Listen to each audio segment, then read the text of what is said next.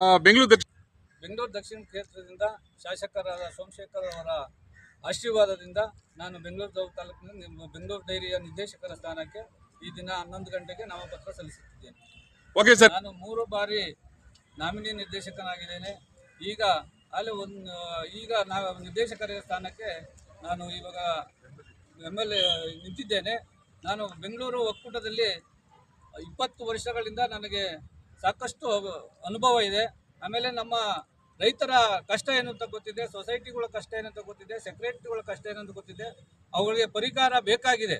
ಈಗ ಬೆಂಗಳೂರು ನಗರ ಆಗ್ತಾ ಇರೋದ್ರಿಂದ ರೈತರುಗಳಿಗೆ ಮೇವಿನ ಸಮಸ್ಯೆ ಆಗಿದೆ. ಅದ್ರ ಬಗ್ಗೆ ಹೆಚ್ಚಿನ ಗಮನ ಹರಿಸಬೇಕಾಗಿದೆ. ನಾವೀಗ ಅವೆಲ್ಲ ರೈತರ ಸಮಸ್ಯೆಗಳನ್ನು ನಾವು ಗಮನಿಸಲು ಈಗ ನಾನು ಯೋಚಿಸಿದ್ದೇನೆ. ಗೆದ್ದ ನಂತರ ಅಭಿನಂದನೆ ಸಲ್ಲಿಸ್ತಾ ಇದ್ದೇನೆ. ನನ್ನಂಥ ಸಣ್ಣ ಕಾರ್ಯಕರ್ತನಿಗೆ ಇವತ್ತು ನಾನು ದಳದಿಂದ ಬಂದರೂ ಕೂಡ ನನಗೆ ಸ್ಥಾನ ಕೊಟ್ಟಿದ್ದಾರೆ.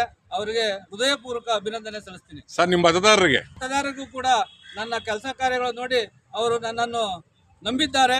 ಅವ್ರಿಗೂ ಕೂಡ ನಾನು ಕೃತಜ್ಞತೆ ಸಲ್ಲಿಸ್ತೇನೆ. ಓಕೆ.